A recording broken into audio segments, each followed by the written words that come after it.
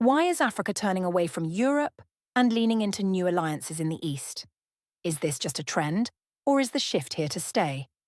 Africa today is victim of many external spoilers that work against its stability.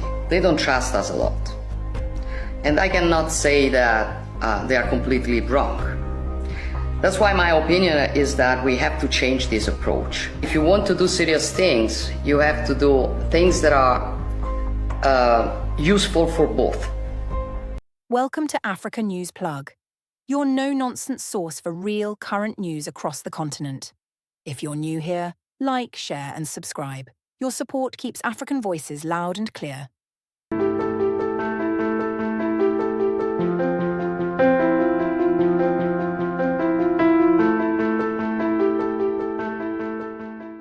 Recently, Italian Prime Minister Giorgia Meloni said it plainly.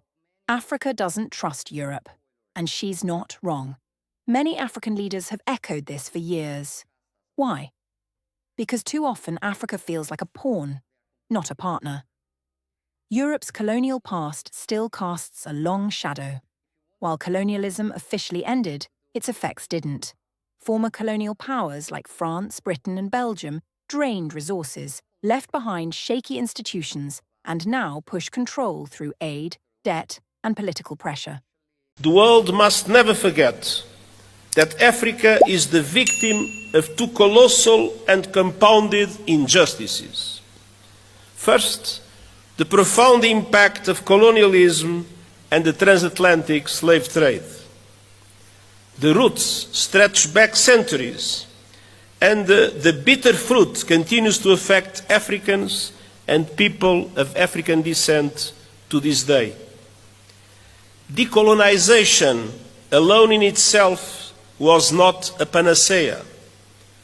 Political independence did not free countries from structures based on exploitation and decades of economic, social and institutional underinvestment. It is high time for reparatory justice frameworks to be put in place. Institutions like the IMF and World Bank have tied their loans to strict rules that often benefit the West more than African economies.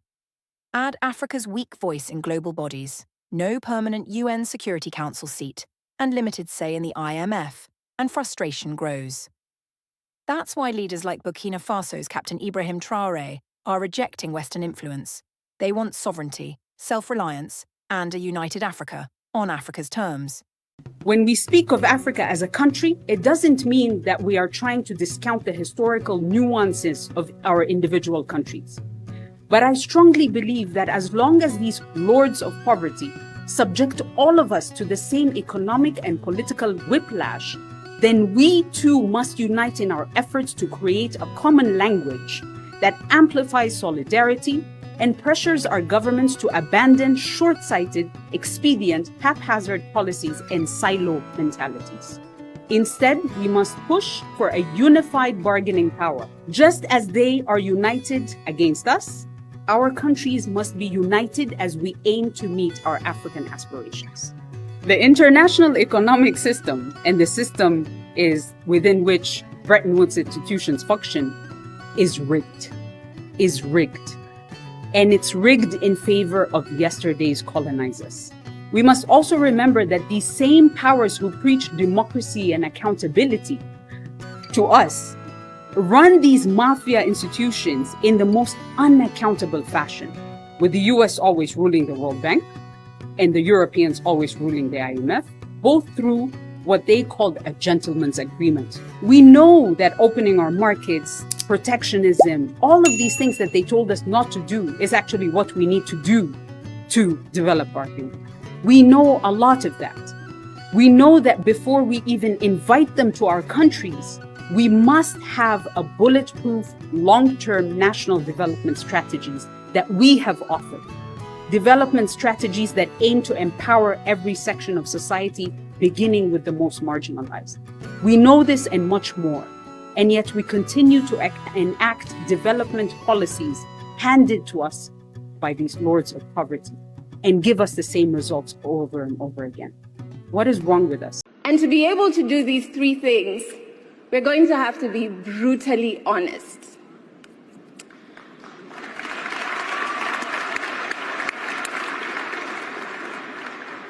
The history of colonization is understandably very important. For Africa, it's a path that is as painful as it is destructive. And the effects of colonization can still be felt to date. And I'm not just saying economically, but even on an interpersonal level. We, as Africans, feel the pain of colonization every single day. Now, the lack of a clear and strong acknowledgement of the continent's pain on this destructive past results in skepticism. And the absence of actions that will further push the acknowledgement is also a major issue in the current France and Africa relationship. In fact, the air of denial that France chooses to sit in is uncomfortable, not only for Africa, but also for France. And it does no good for either one of us.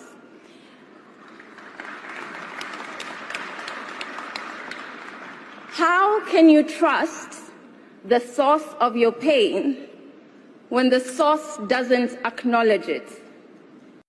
So, who's stepping in? China and Russia.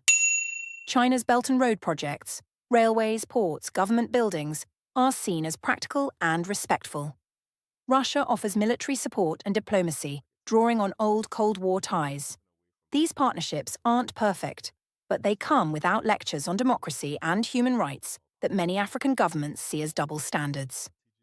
China's trade with Africa hit $262 billion in 2023, far more than Europe's.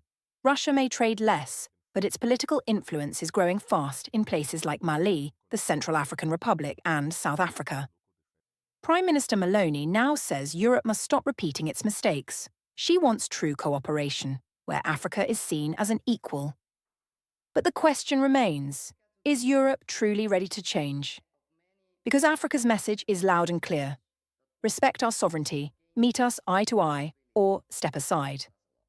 Thanks for watching African News Plug. Like, share, and subscribe. We bring you the truth. No filters, no sugarcoating. Until next time, stay sharp and stay informed.